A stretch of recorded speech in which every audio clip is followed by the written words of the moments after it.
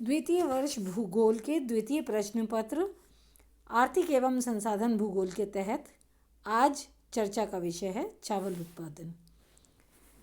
चावल सर्वप्रथम चावल के महत्व एवं कृषि के विषय में बात करते हैं।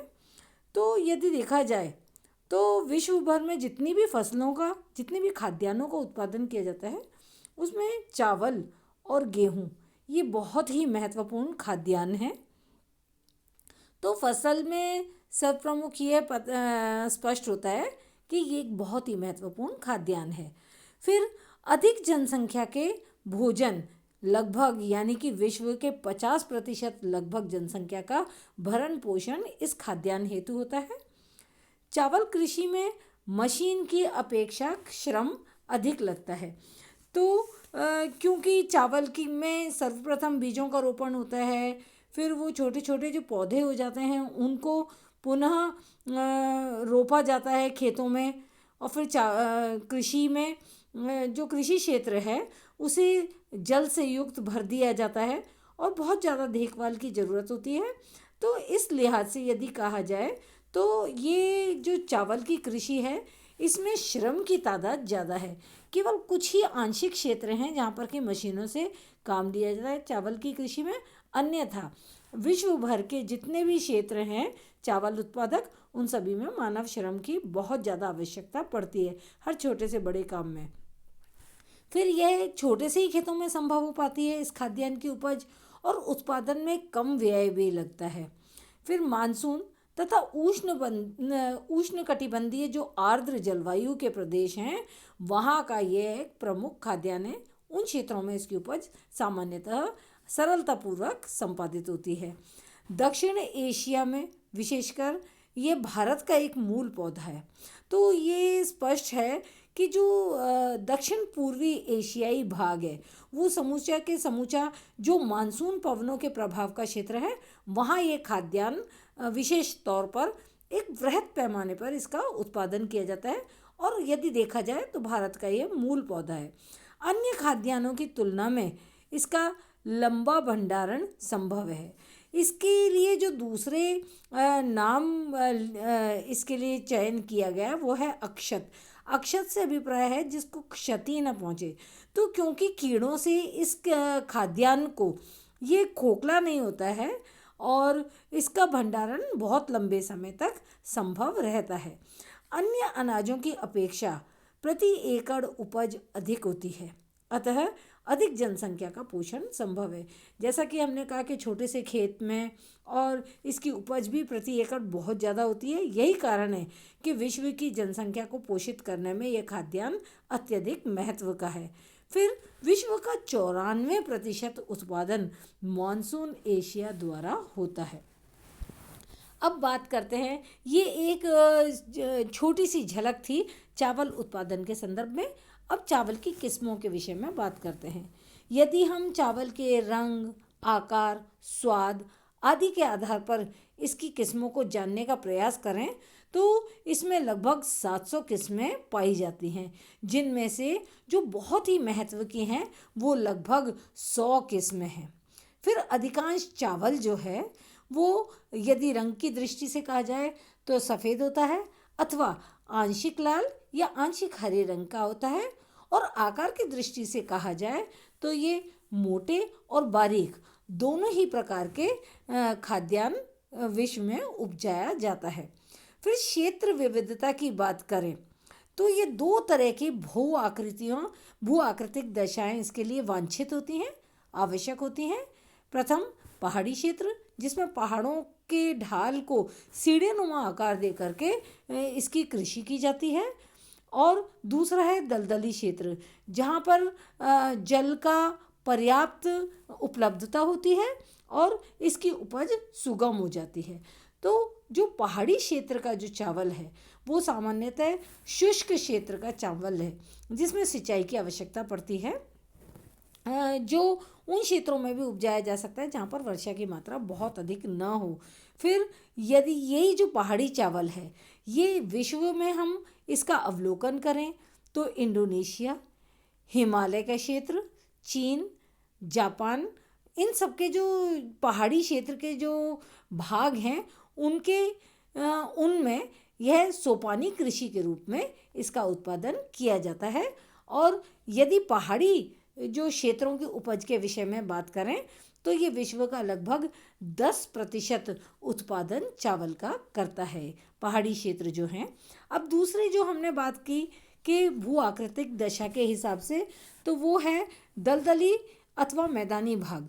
तो जो दलदली मैदानी भाग हैं, आर्द्र भाग हैं, जहाँ पर पर्याप्त जल की उपलब्धता रहती है, छिछले खेतों में इसकी उपज बहुत सरलतापूर्वक हो जाती है। जहाँ की क्षेत्र, जहाँ जो इस चावल की कृषि के अंतर्गत क्षेत्र हैं, उसका 80% जो भाग है वो जलमग्न रखा जाना होता है। और इन वाले क्षेत्रों में, जो दलदली और मैदानी वाले क्षेत्रों में उपजने वाली फसल है, वह उसका जो अवधि है पकने की, वो है 100 से लेकर के 140 दिन। अब बात करते हैं चावल बोने की विधियों के संदर्भ में। तो चावल को 3 प्रकार से बोया जाता है। विश्व के भिन्न चावल उत्पादक क्षेत्रों में अगर हम इस चावल की कृषि का अवलोकन करें तो यह पता चलता है कि 3 तरीके से इसकी बुआई की जाती है। तो एक विधि है बिखेर कर बोने की विधि, कि बीजों को बिखेर करके बोया जाता है। मतलब ये कि धान जल भरे खेत में बिखेरने से उगाता है। सामान्यतः ये जो इस किस्म का जो चावल होता है जो बिखेर करके उपजाया जाता है, ये इसकी उच्च किस्म नहीं होती है, ये घटिया किस्म का होता है और ये कम उपजाऊ मिट्टी वाले क्षेत्र में बहुत सरलता से उपजाया जा सकता है। साथ ही साथ में क्योंकि बिखेर कर बोने की विधि है उत्पादन की, अतः मनुष्य श्रम की भी इसमें अधिक आवश्यकता नहीं होती है। दूसरी विधि है रोपण द्वारा, रोपाई करके। मतलब ये कि पहले बीजों को बो दिया जाता है, पहले धान बो करके पौध तैयार की जाती है और जब 15 सेंटीमीटर ऊंची ये पौध तैयार हो जाती है तो उन पौध को उखाड़ करके नए तैयार जलयुक्त खेतों में पुनः इसका रोपण किया जाता है। और इस तरह से जो विश्व के जिन किसी भागों में चावल का जो उत्पादन किया जाता है, ये अति उत्तम किस्म का चावल होता है और इस प्रकार के चावल में प्रति एकड़ भूमि भाग में उपज की तादाद भी अधिक होती है। तीसरी है छिद्रन विधि। तो भूमि भाग में छिद्र करके और बीजों का रोपण किया जाता है, जिसे ड्रिल मेथड कहते हैं। और ये जो विधि है ये सामान्य विधि भारत के दक्षिणी भाग में देखी जा सकती है। तो ये थी चावल बोने की विधियों के संदर्भ में। अब बात करते हैं कि चावल की उपज के लिए आवश्यक भौगोलिक दशाएं क्या हैं। तो सर्वप्रथम किसी भी प्रकार के खाद्यान्न की उपज हो तो उसमें महत्वपूर्ण बात होती है मिट्टी और जलवायु। बात करते हैं जलवायु की। जब भी हम किसी खाद्यान्न या किसी भी फसल की उपज के संदर्भ में कह रहे हैं तो जलवायु में तापमान और वर्षा का इनकी बहुत महत्वपूर्ण भूमिका होती है। अब चावल की उपज के संदर्भ में तापमान दशा क्या होनी चाहिए। तो उगते समय जब यह उग रहा है उस समय पर तापमान 20 डिग्री सेल्सियस से लेकर के 25 डिग्री सेल्सियस के मध्य रहना चाहिए। जब पौधों की बुवाई की जा रही है उस समय पर इसे 18 से लेकर के 21 डिग्री सेल्सियस तापमान की आवश्यकता होती है और फसल के पकने तथा कटने के समय पर सर्वाधिक तापमान की तभी आवश्यकता होती है, वो है 24 से लेकर के 27 डिग्री सेल्सियस के मध्य। तो ये तापमान दशाएं थी जो वांछित थी चावल की उपज हेतु। अब वर्षा के विषय में, क्योंकि यह हमें स्पष्ट है कि चावल मानसून प्रदेश की भरपूर उपज है, अतः मानसून प्रदेश की अधिक वर्षा वाले क्षेत्र इसके उत्पादन के लिए सर्वोत्तम क्षेत्र हैं, जहाँ की लगभग 120 से लेकर के 150 सेंटीमीटर तक वर्षा प्राप्त हो जाती है और ये अनुकूल दशा है, अनुकूलतम दशा है चावल की उपज के लिए। जबकि जिन क्षेत्रों में 100 सेंटीमीटर से कम वर्षा होती है वहाँ पर इसकी बुआई के समय पर सिंचाई की नितांत आवश्यकता पड़ती है। फिर इसकी जो 60 से लेकर के 90 दिनों के मध्य इसमें 15 सेंटीमीटर से लेकर के 25 सेंटीमीटर तक वर्षा होनी चाहिए और जल युक्त खेत का होना आवश्यक होता है, जिससे इसकी भरपूर उपज प्राप्त की जा सके। अब दूसरा वाला बिंदु जो कि भौगोलिक दशा वांछित है इसकी उपज के लिए, वह है मिट्टी। तो ये डेल्टाई और बाढ़ प्रदेश जो हैं इसकी उपज के लिए सर्वोत्तम है। जैसा कि पहले भी हम चर्चा कर चुके हैं कि इसको जल युक्त, जल में डूबे हुए खेत चाहिए होते हैं इसकी पौध को, अतः ये क्षेत्र सर्वोत्तम है। फिर मिट्टी के संदर्भ में कांप और चीका प्रधान दोमट जो है, जिसमें जल धारण क्षमता अधिक रहती है और पानी का जो भूमिगत नहीं होता है और चीका के कारण से पानी टिका रहता है, मिट्टी धारण किए रहती है जल को, तो वह मृदा इसके लिए अनुकूल स्थिति बनती है। फिर धरातल की बात करें तो इसमें प्राय समतल धरातल की आवश्यकता होती है, क्योंकि बाढ़ के जो मैदान हैं वो सर्वोत्तम है इसके लिए।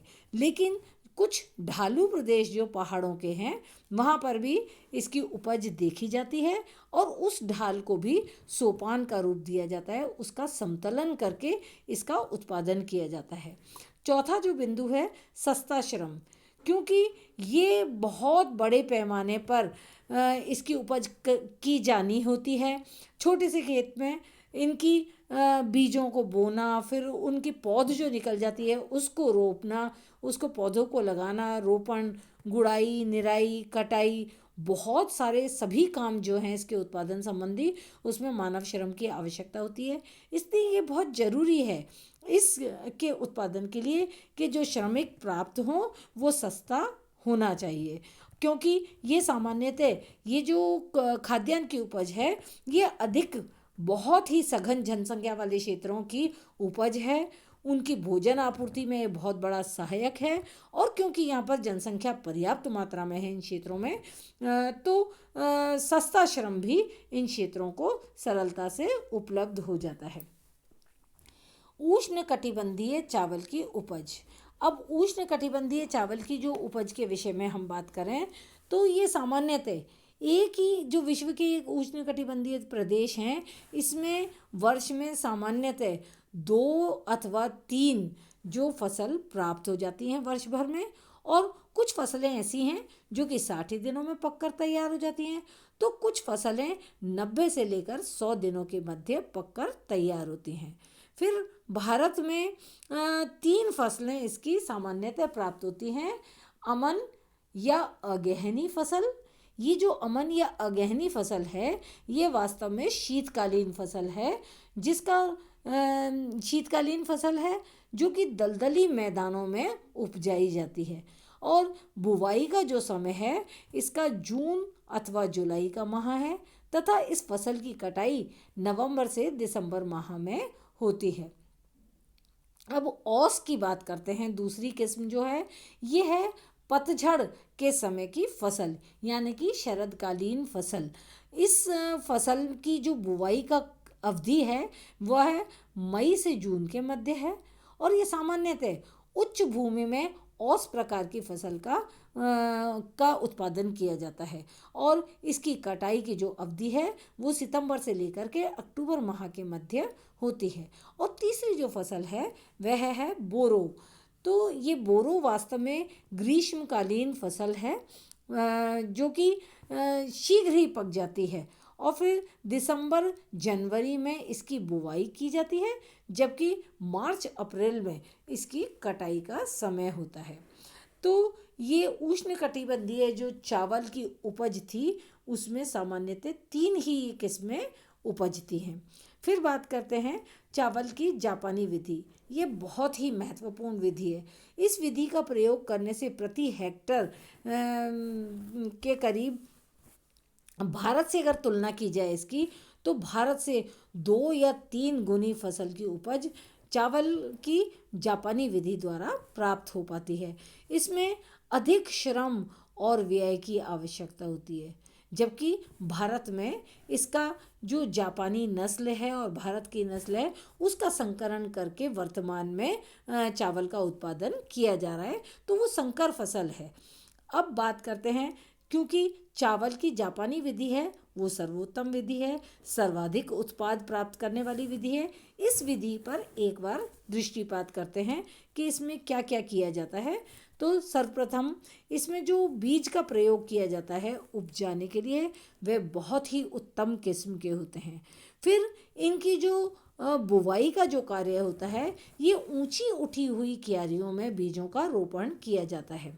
फिर खरपतवार और सफाई सरलता से हो सके खरपतवार की, और साथ साथ में उर्वरक देना भी सुविधा युक्त हो पाए, इसके लिए इसमें जो चावल की पौध का रोपण किया जाता है वो पंक्तियों में और कुछ दूरी पे किया जाता है, जिससे खरपतवार भी सरलता से हटाए जा सके और उर्वरक उन्हें प्रदान करने में भी सुविधा हो सके। फिर इस विधि में 3-4 पौधों के गुच्छों को लगभग 25-25 सेंटीमीटर की दूरी पर इनका रोपण किया जाता है। और सबसे महत्वपूर्ण बात इसके उत्तम किस्म होने की कि इसे प्राकृतिक खाद द्वारा इसको सिंचित प्राकृतिक खाद प्रदान की जाती है।